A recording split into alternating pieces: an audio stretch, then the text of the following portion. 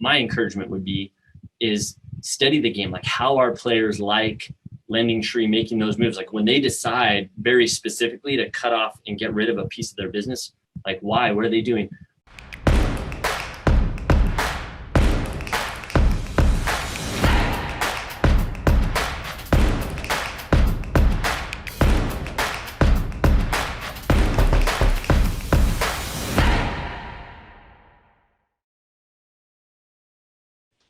You know, one of the most important things that all of us can do is study the game that we're playing. I know I've been to a number of different masterminds, and some of the things that have unlocked the best and biggest growth for me has been in not trying to get better at playing the wrong game, but like changing the game or playing a different game. So like when you look at this model that a lot of us are in lead generation, you know, rank and rent, SEO, whatever, however you're kind of like recipe is to help a business grow and help them get more customers, which in my opinion, I would consider that a real business.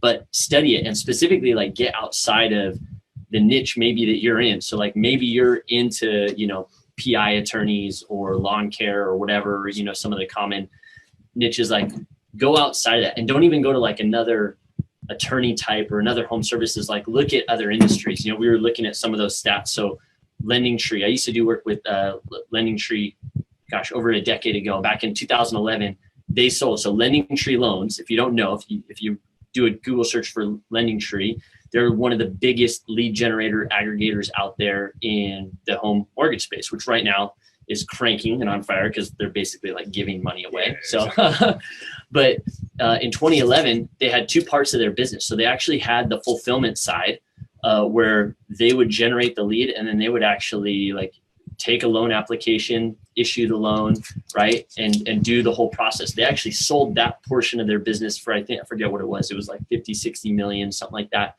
to Discover credit cards, home loans back in the day, right? But they were smart. They were like, no, we know the game we're in. Like what we're good at is the lead generation side. So they kept that part of the business. And now they're still, you know, over a $4 billion company, publicly traded.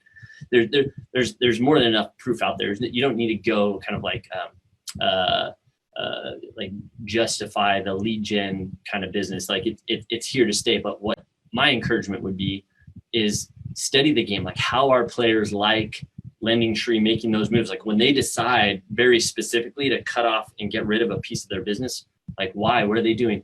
What kind of licenses do they have? What sorts of like disclosures and terms and things? And like you can't just go like copy other people's stuff, but definitely like modeling what they're doing and knowing like if you want to play at that level, then yeah, absolutely. Like maybe there's I saw a bunch of questions in the chat about, you know, how many DBAs should I have? Should I have one in every state? And how do I a lot of these kind of like real like minuscule kind of like nitty gritty kind of questions they're good questions in the sense of like you're on that track of like how do I set my business up to succeed, which is really like where you should start, as opposed to like those little kind of nitpicky kind of questions. The other thing I was looking at, and I would encourage you guys to check out, is looking at problems, opportunities, business models from a different perspective. Seth is one of the best at this. He talks about this all the time when he's talking about functional fixing, all the fixednesses, structural,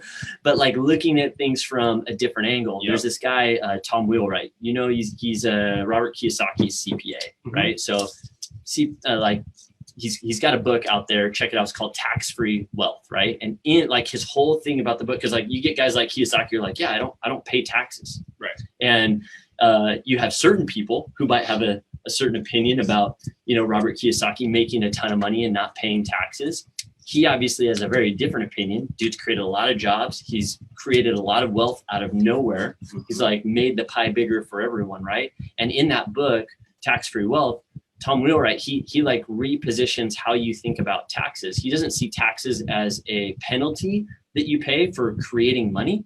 He looks at it as the way that the government is incentivizing you to run your business. So he's like, well, of course, I'm going to run my business in a way that lines up with all these incentives. So if you look at the same thing with like what's Google's end goal? Like they're not charging you to use their search engine. They need your eyeballs. They need your data.